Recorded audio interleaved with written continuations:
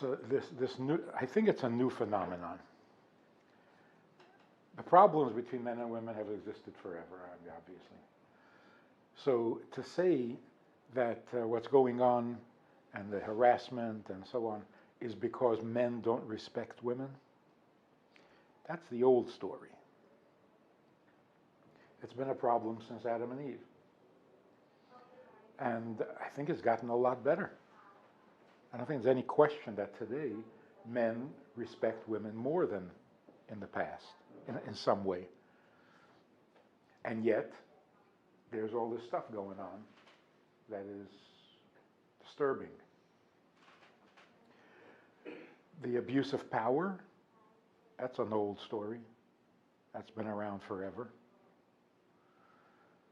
I think what's new today is not that there's a lack of respect of men to women. I think that there is a lack of respect by both men and women for intimacy itself. This is not a man-woman issue. This is a question of what constitutes intimacy. And if we don't know the definition, if we don't know what is intimate, there's going to be a lot of misunderstanding, even with the best intentions. So there are men who do respect women, and yet they behave in a way that could be offensive. And if you ask them, why did you do that? Their answer would be, do what? It was nothing. And for a long time, like you say, it was nothing. It was acceptable. Since the 60s. I think we're paying the price now for that liberal attitude about intimacy, where free love became an ideal. You don't have to be so serious about it. You don't have to be so uptight about it. It's natural, it's fun, it feels good, enjoy, relax. So at the time it sounded at least decent. Make love, not war, and all that. But when you say free love, free of what? Free of charge?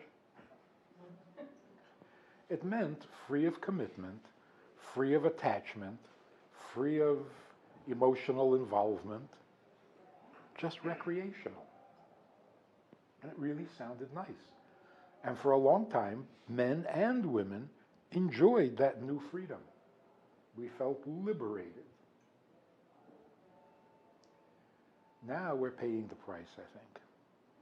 Because if we don't have a definition for what intimacy is, we're going to cross the border, even unintentionally. So, like shaking hands. Could there be anything more innocent than that? And yet, if someone has intimate intentions, it can become creepy.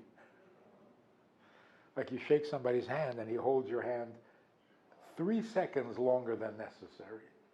It's creepy. Now what happened? 3 seconds more, 3 seconds less. It's just a handshake. So the guy's a little enthusiastic. So what? It's a misunderstanding. And that can apply to so many circumstances. What, you thought I was being intimate? No, I was just being friendly. Oh, you thought I was just being friendly? No, I'm really into it. How are you supposed to know? So a good example would be closing the door. You walk into a woman's office and you close the door. And she says, leave the door open. And I said, why? What are you, suspicious? Are you accusing me of something? And it becomes nasty. So rather than insult the guy, you let him close the door. And then it's downhill from there, because if you're not going to object, where is it gonna? So I think the solution is not more legislation, more rules and regulations that will separate men and women from each other even more. That's not a good thing. What we need really is a definition of intimacy. Because what has happened is that intimacy is now a subjective experience. If you meant it as being intimate, if you were feeling intimate, then it's intimate. But if you weren't, then every act, every touch, every activity is non-intimate because you didn't intend it to be.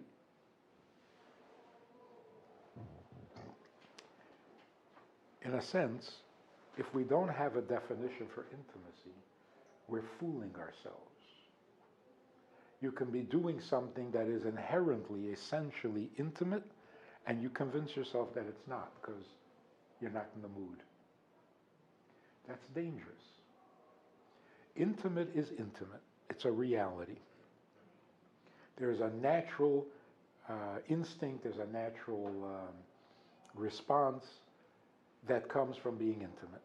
And if you're being intimate and there's no response, the intimate is still intimate. You're just a little out of touch. You've become a little dulled. So, for example, years ago, these teenagers in Minnesota were going to go on a camping trip. And they had studied a little bit of Jewish law and so on. They decided they want to make it kosher. So they come to me and they say, how can we make this camping trip kosher? I said, who's going? They said, 8 of us, 4 boys, 4 girls. Where are you going? Out to the Boundary Water camping sites.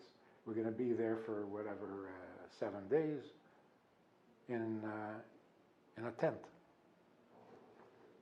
I said, not kosher. And they said, we haven't talked about the food yet. I said, no, the whole thing is not kosher. And they were offended.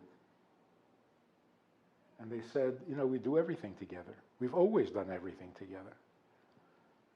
We grew up together. In fact, last year we went camping, and one of the sleeping bags got a little too close to the fire and was destroyed, so we shared a sleeping bag. Nothing happened. Nothing happened. First of all, if I were you, I wouldn't be so proud about that. What is wrong with you? What do you mean nothing happened? Go see somebody professionally. This is a problem.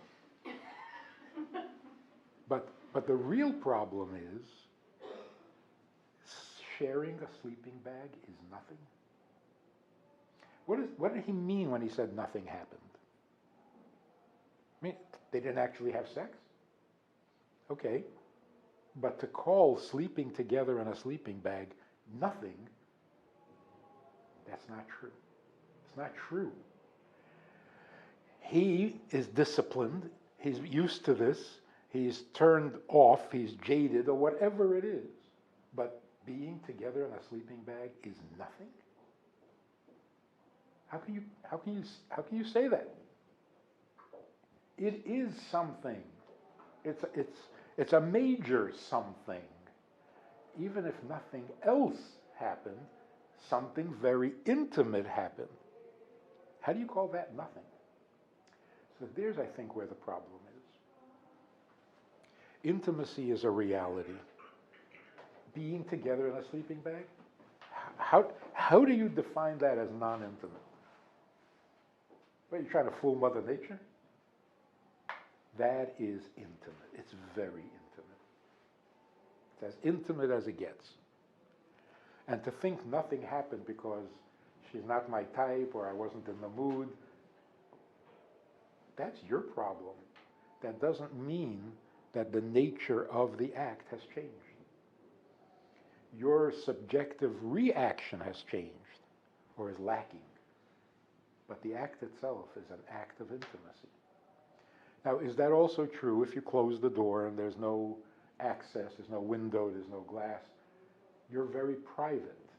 Is that not intimate? Sure it is.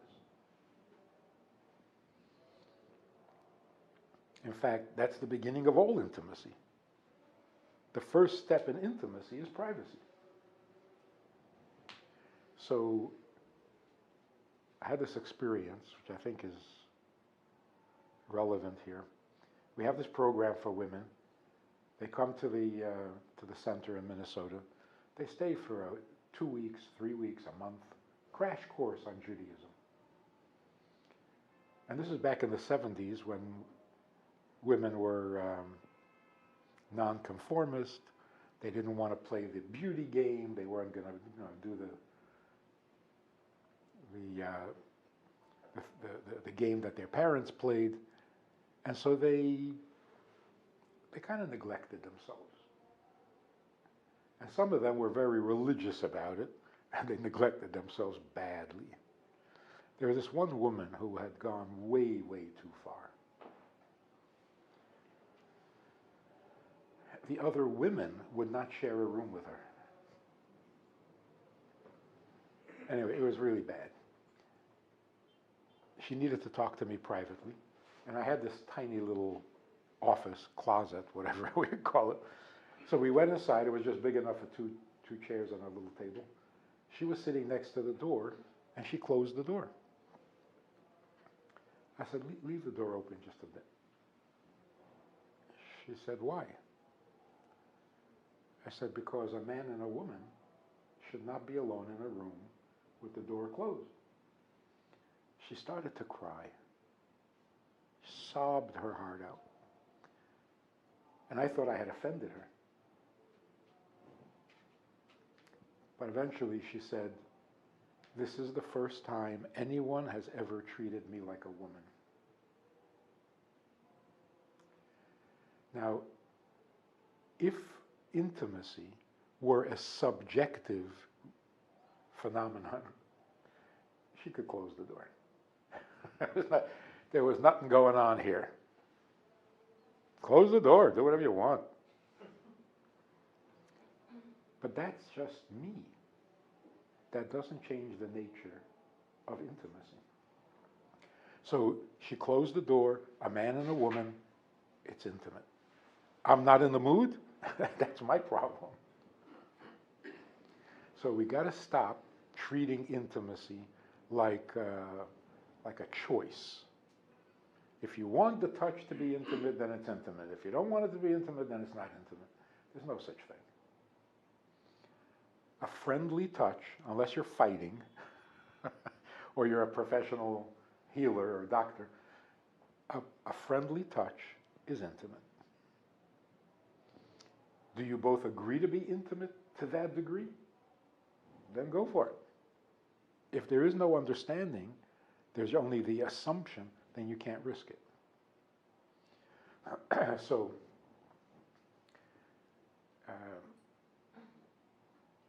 being alone in a room is by its very nature intimate. Before you close the door, make sure that that intimacy is welcome, if it's mutual. Now, religiously, even if it is mutual, if you're not married, it's wrong even if you both agree. But that's the religious side of it. But just by definition, if you're going to do something intimate, make sure that you're both on the same page. And what is intimate? Holding hands is intimate. Closing the door is intimate. Talking about intimate subjects is intimate. I think if we had that definition, we wouldn't need any laws. We would be fine. But when you reduce intimacy to fun and games gets you in trouble.